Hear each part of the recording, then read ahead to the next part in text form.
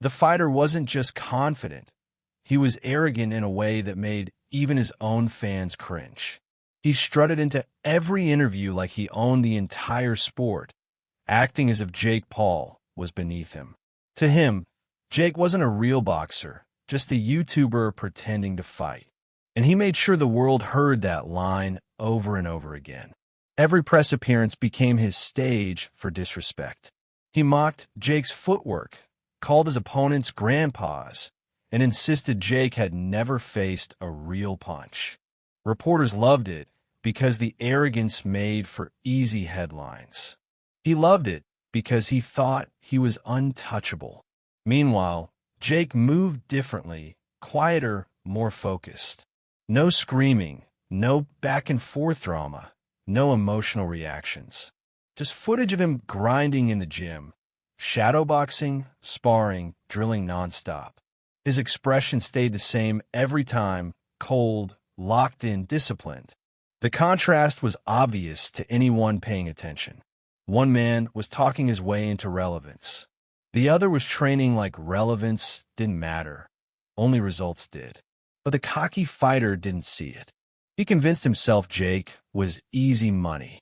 "I'm gonna walk through this dude," he bragged, flexing for cameras like a cartoon villain. "One round is all I need. He's not built like us real fighters." He even bragged about not watching Jake's fights. "Why would I study trash?" he laughed. "He should be honored to share a ring with me." His ego wasn't confidence. It was delusion wrapped in bravado. And fans could feel it. Some laughed along with him. Some rolled their eyes. Some just waited, sensing a familiar pattern. The louder the fighter, the harder the fall. Jake still said nothing. When asked about the disrespect, he shrugged. "I'll handle it when the bell rings." Fight posters went up. Social media went crazy. The hype skyrocketed, powered almost entirely by the fighter's nonstop trash talk. He thought he was building his own legend. He didn't realize he was digging his own grave. Because on fight night, everything changed. Every arrogant word, every insult, every smug laugh, it all came back to hit him the way he never expected. And what happened next shocked everyone watching. The press conference was supposed to be professional, face-offs, reporters asking scripted questions, sponsors smiling in the background. But the second the cocky fighter walked in, the energy shifted. He didn't come to promote the fight. He came to humiliate Jake. He took his seat, leaned back, and smirked like he already won. Cameras clicked. Reporters raised their hands. And before anyone even asked a question, he grabbed the mic. "Let's get one thing clear," he said. "Jake Paul is not on my level. Never was. Never will be." Jake sat 2 chairs away, hands folded, eyes forward. No reaction. The fighter wasn't satisfied. "You hear me, Jake?" he taunted. "You should be thanking me. I'm giving you your biggest payday. After this fight, you can go back to making clown videos." Reporters leaned in. They smelled controversy, and controversy sells. The fighter loved the attention. He kept going. "He's a fraud," he continued. "A fake fighter hiding behind marketing and hype. I'm going to expose him. I'm going to make him look stupid." Still, Jake didn't react. No head shake. No smirk. Nothing. That annoyed the fighter more than any comeback could have. "Oh, what's the matter?" he jeered. "Nothing to say? Didn't write a YouTube script for today?" Laughter filled the room. Not because the joke was funny, but because people always laugh when someone loud demands a spotlight. A reporter finally asked Jake to respond. Jake took the mic calmly. "I don't need to talk," he said. "Saturday night, we'll say everything." The room shifted. His tone wasn't defensive. It was cold and controlled, the kind that comes from someone who knows exactly what he's preparing for. But the fighter wasn't done. He leaned forward, eyes locked on Jake, and crossed the line completely. "Your whole career is a joke," he said. "You're not a real fighter. You're a wannabe. And I'm going to retire you before you even start." Jake looked up slowly, not angry, just evaluating him like a chess opponent making obvious mistakes. The fighter misread that stare as fear. He stood up, walked straight toward Jake's seat, and shoved his shoulder hard enough to cause a stir. Security moved instantly. Reporters jumped up. Chaos ignited. Jake stood but didn't swing, didn't push back, didn't even step forward. He just looked the fighter dead in the eyes with a calm expression that scared him more than any punch could. Because for the first time, the fighter saw something behind Jake's silence. Discipline, focus, control. A man who wasn't rattled, wasn't intimidated, and wasn't playing the same childish game. Security pulled them apart. The fighter kept shouting across the stage, voice cracking with forced bravado. "You're scared. I see it in your eyes. You don't want this smoke. You're getting slept, Jake." Jake didn't look scared. He looked bored. The press conference wrapped with the fighter talking nonstop and Jake saying almost nothing. But online, people weren't impressed. Comments flooded in. "This dude is way too cocky. He's trying too hard. Jake looks more focused than ever. This trash talker is about to get humbled." The fighter ignored it all. He lived in a bubble built by yes men, ego, and delusion. In his mind, he'd already knocked Jake out. He even said so on Instagram Live that same night. 1 round. First minute. Watch. He showed highlights of himself training. Flashy mitt work, aggressive bag sessions, screaming after every punch. But there was something off. All speed, no technique. All noise, no substance. Jake's training clips were the opposite. Quiet gym, controlled breathing, perfect form, sharp footwork, heavy sparring with actual pressure. No yelling, just consistent, disciplined grind. The fighter mocked those videos too. "Look at this dude," he laughed. "Shadowboxing like he's in slow motion. He punches like he's underwater." But whenever someone posts too many clips, brags too loudly, and disrespects too openly, it's usually because they're compensating. A real monster doesn't bark. It waits. Jake waited. The fighter talked. And as fight week continued, his disrespect got worse. At the weigh-in, he walked up chest to chest with Jake and screamed at his face.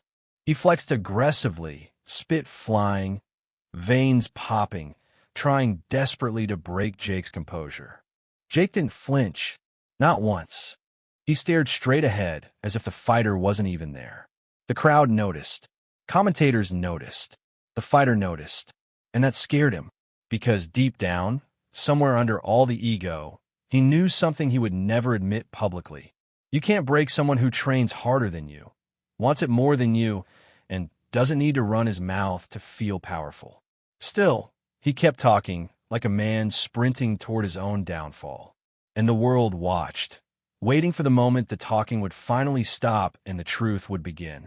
And when fight night arrived, that truth hit harder than any punch he ever prepared for. Fight week always exposes the truth. Cameras, interviews, open workouts, there's nowhere to hide. Either you're ready or you're pretending. And this cocky fighter, he was pretending so hard it was painful to watch. The media workout was supposed to be routine. Fighters warm up, show a few combinations, throw some flashy punches. Fans cheer, reporters film, everyone gets their clips.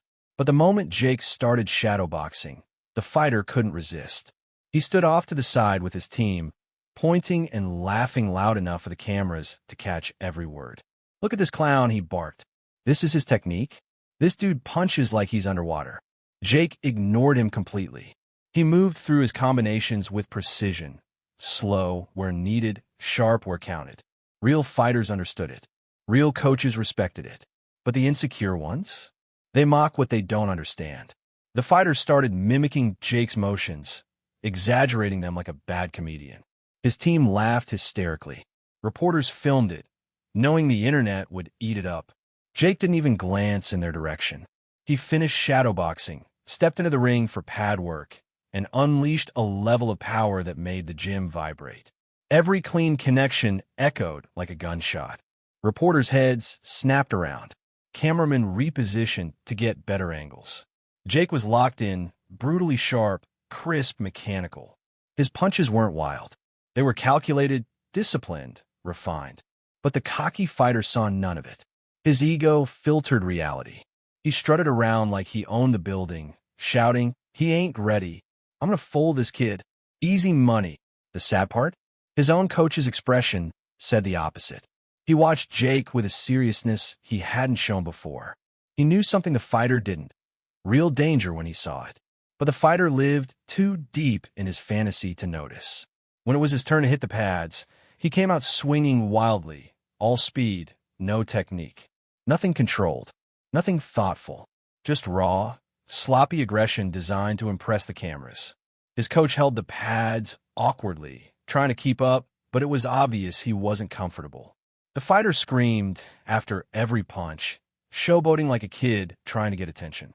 The crowd clapped politely. Jake sighed. They didn't clap. They didn't smirk. They didn't whisper. They watched quietly, because professionals don't need reactions. They need results. Reporters started noticing the contrast. Someone whispered, "Jake looks dialed in, this guy looks shaky." Another said, "He's doing too much." This is insecurity, not confidence. Fans online saw it too. Comments flooded social media. Bro is screaming like he's in a TikTok skit. Jake looks way more serious. This feels like the calm before the storm situation. Trash talker about to get humbled. The fighter pretended he didn't see the comments, but he did. And it ate at him.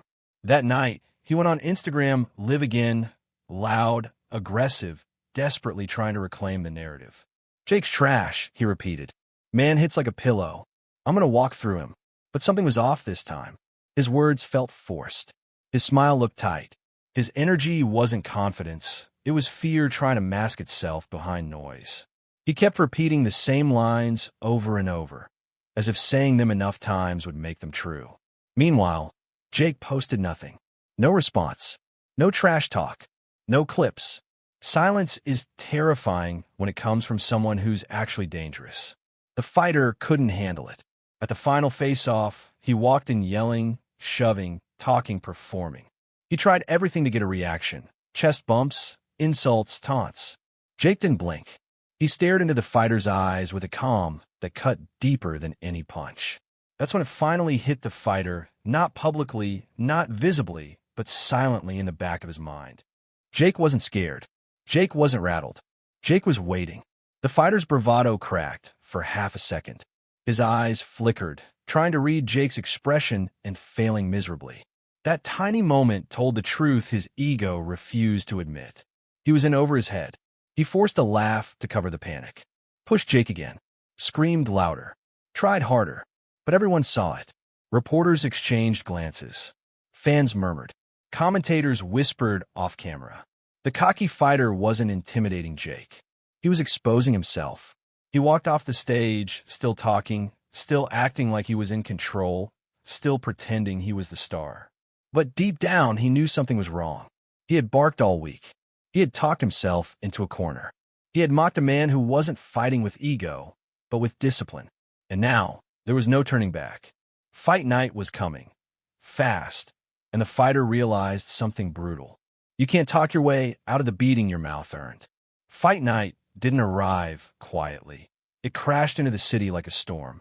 The arena vibrated before a single punch was thrown. Thousands of fans poured in wearing merch, waving signs, chanting names. Camera flashes lit up the hallways. Security raced around managing the chaos. Every seat, every aisle, every corridor buzzed with the electricity only a true grudge match can create. Jake Paul walked into the backstage area with headphones on, hood up, breathing slow and controlled. His team moved around him like a military unit, focused, efficient, silent. No jokes, no distractions. Just preparation. The type of atmosphere that tells you they didn't come to entertain the other guy's ego. Meanwhile, on the opposite side of the arena, the cocky fighter was doing what he always did, performing. He strutted around backstage like a rapper filming a music video. His friends hyped him up. His coach tried to keep him grounded, but it was useless. He was yelling, shadowboxing aggressively, punching walls, screaming at the cameras. "Tonight's the night," he shouted. "I'm hitting Jake Paul. First round knockout. Watch." His coach wasn't smiling. He kept glancing at the fighter with the look of a man who'd seen too many guys mistake arrogance for ability. But the fighter didn't notice, but didn't care. His ego drowned out reality. The ring announcer's voice boomed through the arena. "Ladies and gentlemen, it's time." The crowd erupted. The cocky fighter insisted on walking out first, claiming he wanted to set the tone. His entrance was chaotic. Loud music, dancers, smoke, flashing lights. He came out flexing, shouting, sticking his tongue out of the cameras, pounding his chest like a cartoon villain. The crowd gave him noise, but it wasn't respect. It was curiosity mixed with skepticism. People love a villain, but they love seeing a villain get humbled even more. He entered the ring, bouncing aggressively, slapping the ropes, shouting again. "Jake Paul is done tonight. I'm putting this YouTuber to sleep." His voice cracked, but the crowd chalked it up to adrenaline. Then the lights dimmed. The arena went silent. Jake's music hit, and the place exploded. Whether they loved him or hated him, everyone respected the mentality he brought. Jake walked out slow, composed, hood still over his head. No dancing, no screaming, no theatrics. Just that cold stare of a man who'd been waiting for this moment. The fighter tried staring him down from inside the ring, waving him in, yelling insults during Jake's walkout. Jake didn't look at him once. He stepped through the ropes, removed his hood, and locked eyes with the fighter for the first time since the weigh-in. No smile, no fear, just focus. That shook the fighter more than he wanted to admit. During the referee's instructions, the difference in energy was obvious. The fighter bounced around, snickering, trying to get in Jake's face. Jake stood still, chin down, shoulders relaxed, eyes locked forward. The fighter whispered trash talk through his mouthguard. Jake didn't blink. Even the referee caught the vibe. He held them apart longer than usual, sensing something volatile beneath the surface. When both men touched gloves, the fighter smacked Jake's glove aggressively, knocking it downward. The crowd booed. Jake just raised his hands and backed into his corner calmly. The bell rang, and instantly, the cocky fighter launched himself forward like a man trying to prove everything he'd been saying. Wild hooks, sloppy overhands, rushing in with zero defense. All noise, no discipline. Jake didn't bite. He stepped back, measured, circled, watched. His eyes weren't on the punches, they were on the patterns. The timing, the openings, the mistakes.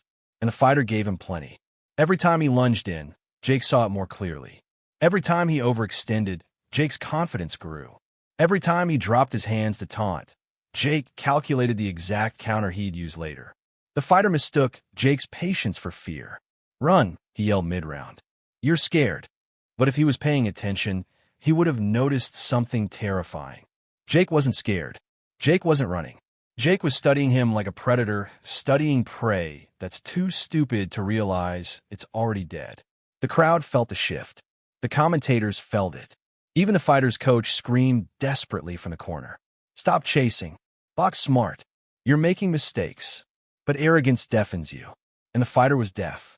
He kept swinging wildly, burning energy like a man who trained for one round and expected it to end there. Jake stayed calm. Hands up, chin tucked, feet steady. A man waiting for the perfect moment. When the bell ended the round, the fighter threw his hands in the air like he dominated. Jake walked to his corner quietly. But anyone who understood fighting saw the truth. The storm was coming, and the fighter had no idea he was standing in its path. The bell for round 2 echoed through the arena, and something in the energy shifted. Not loudly, not dramatically, quietly, the kind of shift you only notice when you actually understand fighting. And Jake Paul noticed it instantly. The cocky fighter came out swinging again, but the fire was weaker. His punches were big, but the snap was gone. His footwork lagged half a beat. His breathing was louder. That wasn't conditioning. That was panic burning fuel faster than his body could recover it. He still yelled across the ring, "Come on, fight me." But there was a tremor underneath the bravado. Jake didn't respond. He didn't rush. He didn't bite on feints. He simply maintained perfect distance, close enough to counter, far enough to avoid danger. The fighter lunged in with another wild overhand. Jake slipped under it with ease. "Breathe," his coach said calmly from the corner. Jake nodded once. The fighter overcommitted again, Same punch, same angle, same desperation. Jake slipped the opposite direction this time and tapped a clean jab straight down the pipe. Not hard, not flashy, just a signal, a message. I see everything you're doing. The fighter's head snapped back. His expression changed. For the first time tonight, he looked unsure. He shook his head aggressively, tried to regain his bravado, but the confidence wasn't real. It was survival. He charged again. Jake pivoted and planted a stiff body shot right under his ribcage, precise, heavy, surgical. The kind that doesn't drop you instantly, but erases your legs from the inside out. The crowd reacted. The commentators reacted. The fighter reacted too, folding slightly, hiding the wince, pretending it didn't hurt. But everyone saw it. Jake walked forward, not rushed, not wild, not sloppy. He applied pressure like a professional. Consistent, controlled, suffocating. The fighter's back touched the ropes without him realizing it. Jake let a small smile slip. Not arrogance, recognition. He knew the fight had changed. He felt it in the rhythm, in the hesitation, in the way the fighter's fear pulsed through every movement. The cocky fighter tried swinging big again. Jake rolled the shot beautifully and countered with a clean right hand directly on the jaw. Crack. The sound echoed across the arena. The fighter's knees dipped, not fully dropping, but questioning if they still belonged to him. He stumbled back, hands lowered, eyes wide like he just woke up from a dream he didn't understand. Jake didn't rush the finish. Smart fighters don't chase chaos. They create it. He cut the ring slowly, stalking, breaking the fighter down piece by piece. The fighter threw a desperate combination. Jake blocked every punch with calm ease. The crowd was now fully invested. The energy shifted from laughter to tension. Everyone knew what was coming. Jake feinted with a jab. The fighter bit hard, flinching so visibly the front row gasped. Jake stepped in, left hook to the body. Right hand up top. Jab. Another jab. Clean, controlled, clinical. The fighter backed up wildly, suddenly aware that Jake's power wasn't hype. It was real, heavy, and landing with purpose. His cockiness evaporated. The trash talk stopped. His ego, the thing he weaponized all week, vanished the moment pain replaced fantasy. He circled desperately, throwing arm punches, trying to regain control of his breathing. His coach shouted, "Listen to me. Box smart. You're getting picked apart." But he didn't listen. He couldn't. A scared fighter doesn't hear instructions. He hears survival alarms. Jake pressured again, cutting off the ring elegantly. He wasn't emotional. He wasn't angry. He wasn't looking for revenge. He was looking for precision. The fighter lunged one last time, sloppy and predictable, and Jake countered with a perfectly timed step-back right hand. Boom! The fighter's legs gave out for a full second before he forced himself upright. Pride was keeping him standing, not strength. The crowd erupted. Commentators lost their minds. Even Jake's corner yelled. He felt that. He felt all of that. The fighter backed up, hands low, mouth open, breathing like he'd been underwater. Jake tilted his head, studying him like a puzzle he'd already solved. That moment broke the fighter completely. You could see it in his eyes. He didn't want to be there anymore. All week he barked. All week he mocked. All week he played the tough guy. But in that ring, under the lights, under the pressure, under the reality of facing someone who actually prepared, he found out the difference between confidence and delusion. And Jake, he wasn't even close to done. The bell saved the fighter for now. But when he stumbled back to his corner, his coach saw the truth written all over his face. The cocky fighter wasn't just losing the fight. He was losing himself. The fighter's corner was a disaster at the end of the previous round. His coach pressed an ice pack to his neck, yelling instructions he knew weren't getting through. The fighter's eyes were glassy, unfocused, darting around the arena like he was searching for a way out that didn't exist. "Breathe," his coach shouted. "You need to calm down. Listen to me." But the fighter wasn't listening. He couldn't. He was hearing the roaring crowd, the commentary echoing overhead, the pounding of his own heartbeat. He felt the fear of someone who realized too late that he had underestimated the wrong man. Meanwhile, Jake sat quietly across the ring, elbows resting on his knees, breathing steady. His coach told him the obvious. He's fading. Close the show. Jake nodded once. No excitement. No emotion. Just a man clocking into the final shift of a job he'd prepared months for. The bell rang for the next round. The fighter stood, but his legs betrayed him instantly. Not a collapse, worse. The stumble of someone whose body was writing checks his ego couldn't cash. He tried to mask it by bouncing on his toes, but even the crowd could see his balance was gone. Jake saw everything. The fighter came forward, arms wide, trying to launch another reckless attack. But this time, Jake didn't retreat. He stepped into the danger, the move only a disciplined fighter makes when he knows the opponent is done. Jake slipped the incoming hook like he'd practiced it 1,000 times and countered with a brutal right hand straight to the chin. Crack! The sound cut through the arena like a gunshot. The fighter's knees dipped again, but this time his legs didn't recover. He fell into the ropes, arms dangling, eyes wide, shocked by how fast reality hit him. Jake didn't rush recklessly. He stalked, measured, calculated. The fighter tried to clinch, a desperate, ugly hold, but Jake shoved him off with ease. Then Jake went to work. A jab snapped the fighter's head back. Another jab followed, then a right hand, then a left hook to the body, so clean the crowd winced. The fighter gasped, a sound that told everyone he couldn't breathe. He tried dipping away. Jake cut off the angle instantly. He tried throwing a counter. Jake parried it like it was nothing. The fighter's corner screamed for movement, but his feet were stuck in concrete. His body didn't obey. The confidence was gone. The trash talk was gone. The persona was gone. Only fear remained. Jake fainted high. The fighter's entire body flinched violently. The crowd gasped. Jake stepped in and delivered a monstrous right hand directly to the jaw.